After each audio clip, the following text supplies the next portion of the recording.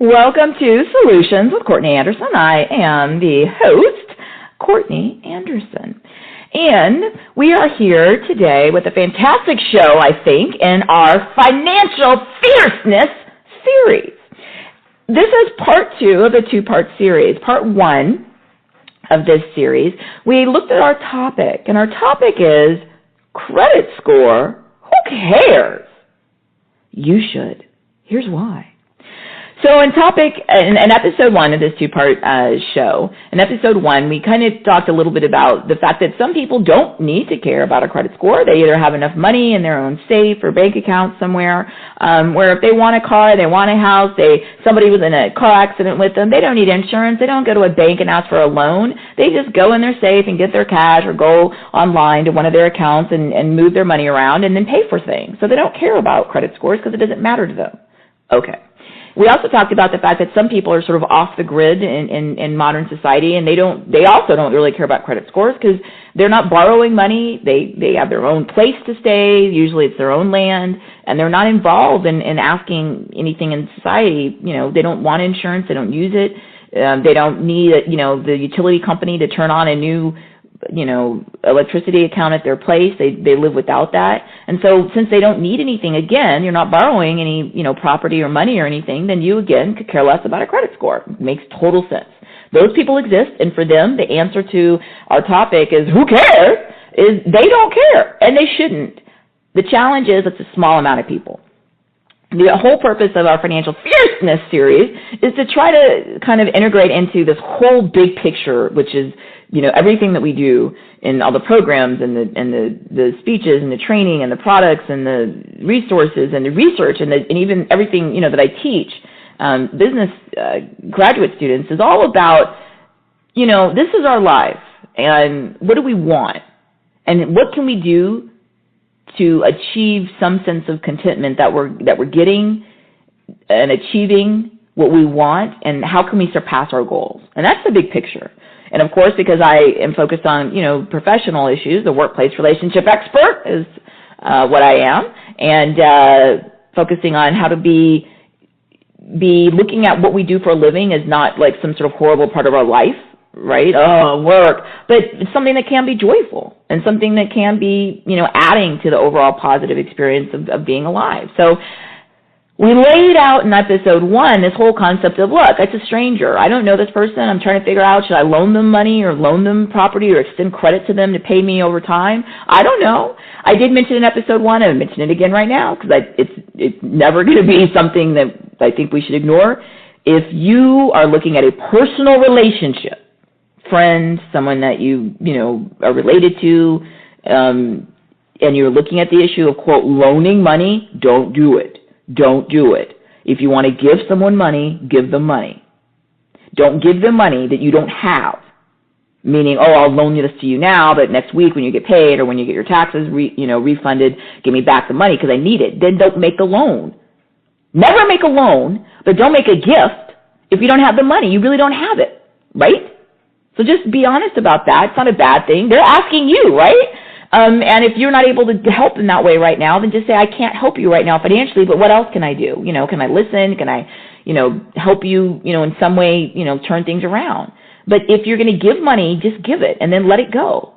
So you're never going to talk about it again. It's not a thing that somebody didn't pay you back, and you've moved on with your life. So personally, again, Shakespeare said it, right? Neither a borrower nor a lender be. And that's not new advice, but I think it's pretty applicable in modern times. Let it go. If you have it and you want to give it, give it. But don't make it a loan. Don't do that to people. It destroys personal relationships. So here we are, talking about, in this episode of part 2, we laid out the kind of concept that someone's a stranger. I'm not really sure if you're, especially a business, should I loan them money? Should I give them an insurance policy? Should I let them rent an apartment from me? I don't know.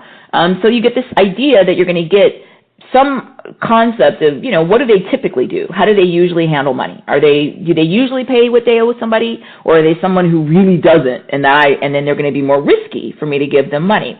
So when we laid out in episode 1 this whole concept of, look, the credit score, if you really are not independently, either off the grid or independently wealthy, and you do need insurance, a place to live, so you need to rent, a place from a landlord. You need, utilities turned on in your name at some place that you're going to live. These people are all going to want to find out from looking at your record, do you pay your bills? All of them are. And they're going to want to run a credit check on you. And a credit check is the idea that they're going to go basically and ask all these other people that you've ever had a money relationship with, and they're going to basically look and see, did they pay? Did you pay what you're supposed to pay people? That's the whole idea. Again, in episode 1, we laid this out. The whole idea is, look, I need to be able to figure out, is it more likely, is there a higher probability that I'll get my money back if I loan it to this person? And this is, in this episode, in episode 2 and episode 1, we're talking about person. So we're looking at consumer credit scores. Now, obviously, credit scores are used by everybody. They're used by businesses, right? Because businesses want to figure out, is this other business? Are they going to pay me back? And nations have credit ratings, right? So this is something that applies to all types of entities. But we're talking about just people, and I'm usually focusing on the U.S., but I have to share that when I went to go do the background research for these episodes, a lot of these companies that are big in this market are big everywhere. So, all right, let me be clear what I mean. What market? What? Okay. The idea is that there's going to go be a record of what I have done in terms of money all throughout my adult life. So as a child, I'm not entering into contracts or relationships that are typically enforceable about money. But when I become an adult, which is 18 in the U.S., then all of a sudden I am able to go out and enter into contracts and do deals. And so I start getting a record. Okay, and the whole idea is that people are going to collect a record of all of the people that I've interacted with about money. Did I pay them? Did I pay my rent? Did I pay my insurance? Did I pay my utility bill? Did I pay my cell phone bill? Did I pay my credit card bill? And did I pay my car note? And they're just going to put all this information together. And they're going to, as I get older and time goes by, they're going to make a big report. And it literally goes back in time, right? So it's going to go back in time. And there are different rules about how long it can go back in time. But typically, 7 years in the U.S., right? So typically it's going to go back and show the last, 7 years of my life that I've been an adult. What have I been doing about money? Do I pay people? Do I not pay people? Do I pay people but I pay them late? If so, how late? Do I pay them 30 days late, more than 30 days late, more than 60 days late, more than 90 days late? Do I never pay them at all? People have to sue me? All right. So it's sort of a way for us to figure out when I'm going to loan somebody money, right, then are they going to pay me back? And I'm just trying to get an idea going into this relationship, is it more likely that they'll pay me back or is it less likely that they'll pay me back? And I explain that the way that this is done, and it kind of makes common sense, right? You just sort of look and see, what have they been doing?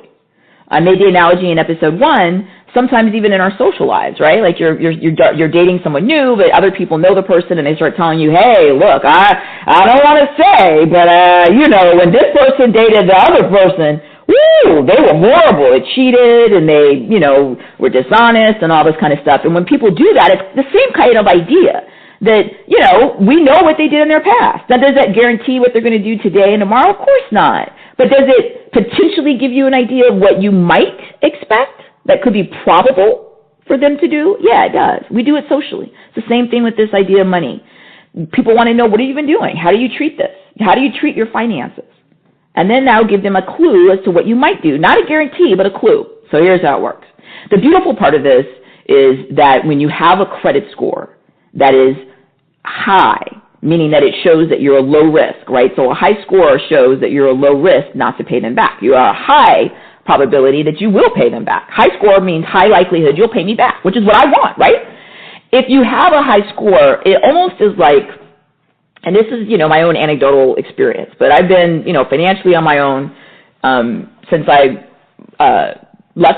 finished high school and went out in the world, and I think I was 17, and I've entirely as an adult been on my own. So I've never had anyone else who, pays for my bills or, that supports me or anything like that. And it sounds like it would be great. I mean, I don't want to give up on that hope, but it's not happened. So, and so in several decades of taking care of myself independently, I've been on both sides of this. And so on the positive side, when you have a really high credit score, then it really is awesome. The most recent house that I purchased, I went to buy a house, and I had already owned several other houses because as I share, I've been doing some more programs on, I'm a landlord, and I enjoy that, and part of my financial plan has always been to be diversified. So, I've been buying up property, and it was really exciting. I went to a bank, and I'm going to even name the bank because honestly, it was a positive experience, so I'm going to give credit to that. It was actually Bank of America,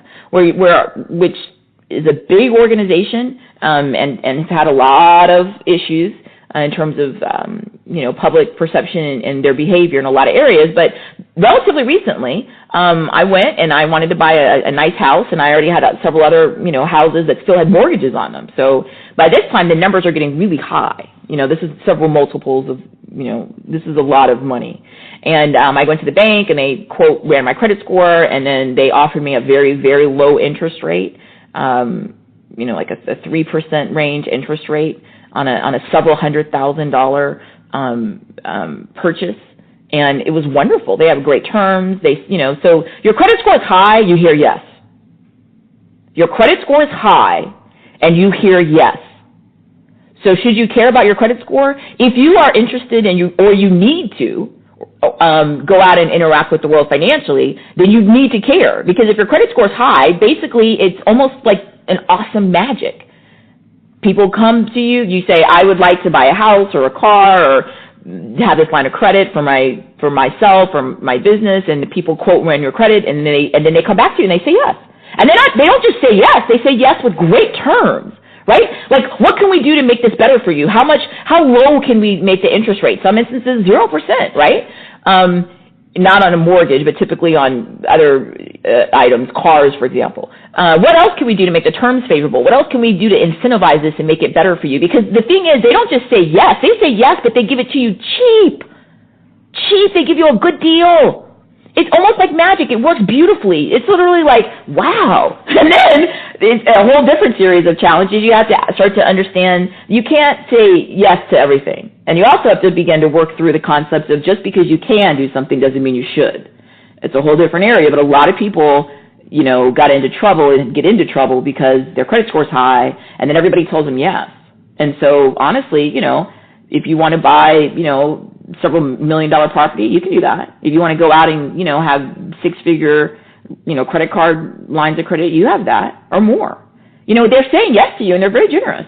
And they make it cheap and easy for you. And the challenge, I think, on the other end of the spectrum, which is a totally different topic we'll do on a different show, is you have to start to think bigger picture. Just because you can go do that, don't do it. You'll get in over your head. And you have to think prudently. Yeah, just because you're in a certain financial situation today doesn't mean something, couldn't happen that would change that, right? You could be in an accident or, be unable to work, or anything could happen. So I would always argue to be prudent, and don't go out there and get excited because they tell you yes and they make it so easy for you and so cheap for you, and then go spend everything, and then you're going to get into trouble financially. Be prudent. So whatever they tell me yes, then I look and I try to see, okay, on the very low end of this, the cheapest thing. I always think to myself, worst case scenario, what could I continue to pay for if everything in my life falls apart? So maybe I'm in a horrible accident, I'm paralyzed, it's a disaster. What can I do? And then I operate from that perspective, and not from the perspective of, oh my goodness, they say yes to everything. I can go out and get whatever I want. Yeah, you can. But, what's the point in it? You got to think long term, and you also have to always, I believe, especially if you're independent, you don't have anyone or anything else that's going to give you money, you need to, plan ahead. All right. So your credit score is high, and it really is awesome. It is just great. People are so friendly to you, the banks and the mortgages, and they offer you all types of, incentives and products. They even have things like private bankers, which maybe I'll do a program about, where the bank has like a special group of people who are like super nice to you and like call you. I even had a private banker like come to my house. I was leaving the country and brought some currency. I needed some euro because I'd be working in a country that took euro, and brought it to my home and said, talk to me about my goals financially. I mean, it's literally magic. Like this whole magical, super awesome world opens up. So the credit score is not an exaggeration. It really, when it works in your favor, it really works. I mean, it is great. Okay. So credit score high means your likelihood to pay your bills back is high, meaning that your likelihood to not pay your bills is low, meaning that people are going to make it really easy to you and they're super nice. And all these almost magical things open up that before, this happened in my life, I didn't even fully get, right? Like they have whole separate departments of banks and everything that will come to you and be super nice to you. What can we do for you? We want to give you this or extend you that or thank you for this. I mean, it really is awesome. It's great, right? Okay. The other side of the spectrum is your score is not what it needs to be, and then you're going to be told either no, flat out, no, we're not going to loan you any money for the house or a car, you can't get insurance here, we're not even going to approve, a utility account for you to turn on your utilities at your place because your credit's too low. That's the worst case scenario. Literally, they'll tell you no, and I've been in that place. It's a whole different program, but, life throws a lot of things in your way, and so when I've been in the place where people tell you no, it's horrible. Not just because it's embarrassing and it hurts, but also it means you can't do that. And usually you need it really badly, right? Like I need an apartment. I need utilities. I need a car so I can try to get a job or whatever. And you're just stuck because they're telling you absolutely not. That's horrible. In the middle, they'll say yes to you, but they're going to say yes to you with a higher cost to you. In other words, you borrow money from somebody, right? And they charge interest. Or they're going to charge you a different rate, let's say it's with an insurance company, right? And so what the idea is, since you're risky, then they're going to make it costly for you. You're going to have to pay more because you're a higher risk. You may have to pay a deposit if it's a utility company. You may have to, like I said, if it's an insurance company, they're going to give you a really high quote on your rate. It's going to be higher than it would be if you had better credit. If it's a apartment, they might say yes, but again, you got to, pay 2 months up front or something, like that. If it is a loan, they'll say yes, but instead of you getting, like a 3% range interest rate, for a 30-year mortgage, they're going to tell you that you're going to get, triple that or more. On car loans, it's incredible what the spread is, right? So a car loan might be 0% interest for somebody with really high credit, and for somebody with really poor credit, it could be, 20+%. That is incredibly different. And even if you don't care about math, which a lot of people, I don't care about math, you do care about math because money is math, right? It means the difference that, instead of you could pay $200 a month on a car note or, you could pay almost $600 a month for the exact same car note for the same price because they're charging you so much more for the loan and the interest. And it's a big deal. And it doesn't make sense. People always get mad and say, it doesn't make sense because when you don't need money, banks are, falling all over themselves to give it to you. Well, yeah, it's true.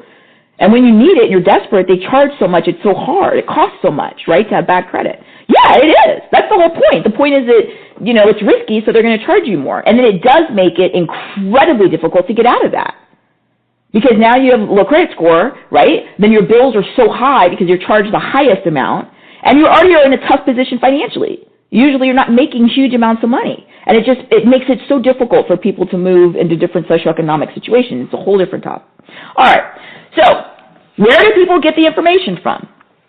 Like I said, everything you do as an adult, right, ideally, people are getting information. Did you pay your rent on time? Did you pay your credit card on time? Did you pay your water bill on time? All right. All the people who get information from you, who have accounts with you, have the option, this is not required, but they have the option to report to one of 3 big companies in the U.S. or 3 main companies in the U.S. who their whole job, the whole way these companies make money, these are companies in the private sector. They are literally just a business. They have nothing to do with the government. They're just businesses. And what they do is this. They go around to all the entities that you do business with, right? And they say, look, you can send us the data. You can tell us, does Courtney Anderson pay her water bill? Did she pay it on time? Did she pay it late? How late did she pay it? Did she pay it more than 30 days late, more than 60 days late, more than 90 days late? Did she never pay it and you had to sue her to get a judgment against her because she refused to pay it? Or it went to collections. You sold the debt to a collection agency. All right. So all of these entities that I do business with have the option voluntarily to report to these 3 companies. In the U.S., they are Equifax, Experian, and TransUnion. Now, in a lot of the other parts of the world, you have the same companies. Okay, these are big global businesses. They make a ton of money at this, right? So I pay my my bill on time with my water bill or whatever, or I paid my car note on time. Okay, so the company that I borrowed money from for the car note is going to go ahead, if they want to, this is not required, this is why it gets kind of weird. The company has the right, the option, to report to one of these 3 companies, or all 3 of them hey, this Courtney Anderson with this Social Security number, that we did this deal with, she paid her bill on time, and here's, we're reporting that to you. Okay. So the first part of this that's hard to kind of totally grasp is not everybody voluntarily reports what you're paying. And it might be that you have really, sort of bad luck that the bills you're paying on time, they're not reporting, and then maybe something you were late on, and it could be little. Right? It could be like a $10 bill that you were late. It was a parking ticket and you didn't pay it. Okay, now they're gonna, eventually they're probably gonna report you to these agencies for late for $10. If they will report you, and here's the thing, it'll hurt you a lot, right? Because the idea is that there's this sort of voluntary option for people to report what you do. So the safest thing, of course, common sense would tell you, I hate that term, but there I used it, is if you just pay everything on time, then you don't have to worry, right? Because they're all going to be reported well. And the idea is if your record sort of shows that, hey, this person, this Courtney Anderson, everything that we see that everybody reported, she pays her stuff on time, never had anything late, that's going to give me a pretty high credit score, right? Just to start with. Now, my credit score, again, there are 3 big companies in the U.S., Equifax, Experian, TransUnion. What do these companies do? They have people voluntarily send in these records. That's what they do, right? They collect all the records for each of us individually. This is why it's kind of cool. It's all about us individually. So there's a record for me, Courtney Anderson. Now, the problem is I have a somewhat common name, which is part of the reason why I started to put, Courtney Elizabeth Anderson out there more in the world, because there's so many other Courtney Andersons, which is, and there are names that are even more common than mine, right? So there's a lot of people that might have my name. So is this the right me? Right? Do you have the right Courtney Anderson? Is it my Social Security number? Does it all match up? So part of it is that not everybody reports everything, right? That's part of it. The other thing is that people can report the wrong thing. They could say that some other Courtney Anderson owed money. This happened to me a little while ago. I was living and it was actually a phone call from some kind of person, a debt collector, and they said that Courtney Anderson had some kind of horse equipment, like for an animal, for a horse, and, that owed money on a saddle and all this kind of stuff, and that's not me. Like, I don't have a horse. I've never had a horse. I immediately knew that wasn't me. The problem is there's another Courtney Anderson that owes some money for this horse stuff that they, I guess, didn't pay for. I even had a call at my office not that long ago for some other Courtney Anderson who apparently is not paying their student loans. And so this comes up. So somebody has a similar name, and the data is put in wrong, or they don't have it, completely correct, and that's not me. I'm not the one that owes you. Yes, I'm Courtney Anderson, but I'm not that Courtney Anderson. I have a different date of birth, I have a different Social Security number. This is not me, okay? And this is where it starts to get unfair, right? So even if I pay everything perfectly, there can still be a situation where these different companies that are voluntarily reporting stuff could report stuff incorrectly, right? And confuse me with somebody else. That's not fair to me. Okay. So 3 companies. Again, they're global players, but in general in the U.S., they are Experian, Equifax, TransUnion. These companies do nothing but collect data from these other voluntary sort of data furnishers, right? That's the people, hey, Courtney paid her water bill, Courtney paid her car note, Courtney paid her student loan, Courtney paid her mortgage. Great. Everything's okay. Assuming that, that they have the right Courtney Anderson. Okay. So then what do people do? These 3 big companies collect all the data. What do they do with it? Well, the whole point was to share it, right? The whole point was to tell other people who might do business with me, this is what my history is. So it's exactly what it sounds like. They make a big record on me, right? So here's Courtney Anderson. Here's her last 7 years of what she's been doing with her finances, okay? And then they make a record, a credit report. It's a report, a record. It literally is exactly what it sounds like. You just look on there and it just lists all these different people that said they did business with me. And if it's accurate, I look on my credit report and say, yeah, I did do business with them. And it says that I paid like I was supposed to, which is, paid as agreed, which is exactly what I do. And then I look through there and it's just a list. It's just a list of accounts, and it'll just say whether you paid like you're supposed to, or they'll have what they call a negative item. A negative item is that you were late, right? And it'll tell you how late. Were you more than 30 days late? Were you more than 60 days late? Were you more than 90 days late? And the idea is the later you are, the worse it is. And so these 3 companies, these 3 big ones in the U.S., get all these reports. Now, they all have their own reports, right? Because not every single place voluntarily reports to all 3 of them. Some places will only report to one of them. So the reports are going to be slightly different because different stuff's on there. Now, ideally, legally, it should all be you, right? But maybe one of your, people you do business with only reported to one of the 3 bureaus. That's what they're called, bureaus, right? Experian, Equifax, TransUnion. They're bureaus. Okay, cool. The bureaus have all your data, and they just list it. Here's what you paid, here's what you didn't pay. Okay. But that's a long report, depending on how long you've been alive. It gets longer, right? And so that still takes too much time. You got to read all that stuff, and people are busy. So the idea is you take all this information that they paid, didn't pay, whatever. They paid, but it was late, how late, and you sort of combine it together to come up with the overall score, kind of like a grade. And again, that overall score is sort of a quick way to say, look, they're really likely to pay their bills back. They're kind of likely, or they're not likely at all. And again, that score is a 3-digit number between 300 and 850. 300 is the lowest. 850 is the highest. And where is that number coming from? Okay. Historically, these bureaus, right, Experian, TransUnion, Equifax, collected all the information and make these long credit reports. They then had another totally different company that's nothing to do with the government, another private sector company, and it was called FIERCENESS company or corporation. And so that company actually would be the company that took all those reports and made a credit score. And because their name was FAIR, started with letter F, and Isaacs, I, and then it was, company, right, CO, they named that score that they came up with FICO, FICO, FICO score. And so historically what happens is all these people voluntarily report to one or two or all three of the bureaus, right? The bureaus then make these long reports called a credit report. Another separate company then called Fair and Isaacs made their own score. So they would sort of get the data, buy the data from these bureaus, and then they would crunch all this long list of stuff, and they come up with this quick number. And the FICO score was what they then sold. These are totally different products, right? So a bureau will sell their own individual report, right? And then all three bureaus have their 3 individual reports. And those 3 individual reports, then FICO will go get those 3 reports, okay, and then take all the data, look at it, and say overall, we'll give such and such credit score, right? To this person based on this long report. But then there's 3 different scores, right? Because there were 3 different bureaus. So when people quote 1-year credit, or say they're going to pull your credit, what they're talking about is they're going to go now online and they pay. This is a huge business, very lucrative business.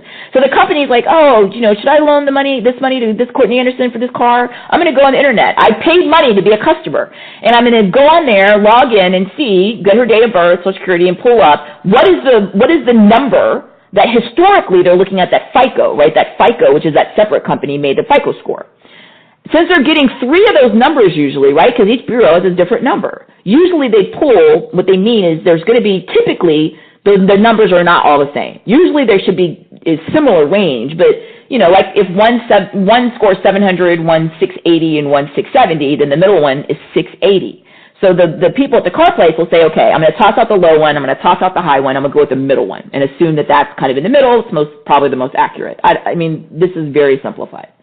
And then they'll have a chart already ahead of time to sort of figure out where they're going to do the cutoff for, who gets 0% interest, who gets a little bit higher, who gets the highest, and it's based on the number. So this is so incredibly seemingly simple. They get the number, right? So let's say your number is 680. They're going to know a 680 is going to be a yes. It's just going to be a more expensive yes than would be a 750. 750 is going to be a super awesome yes, okay?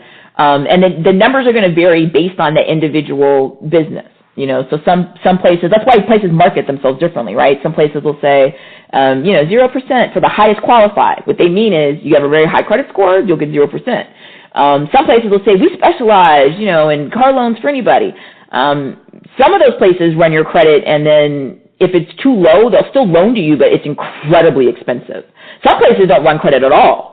When you see that, what that means is they're going to just charge you incredible amounts of interest. You're going to just pay out of the kazoo for it because their argument is you're such a high risk. So there's all these different services. You want to get in a position at some point as you move forward in life where your credit score is high so that you can go places and people tell you yes, and they're nice to you, and they offer you all these incentives, and they extend you anything you need, and it's like a super awesome win-win. It just makes life easier.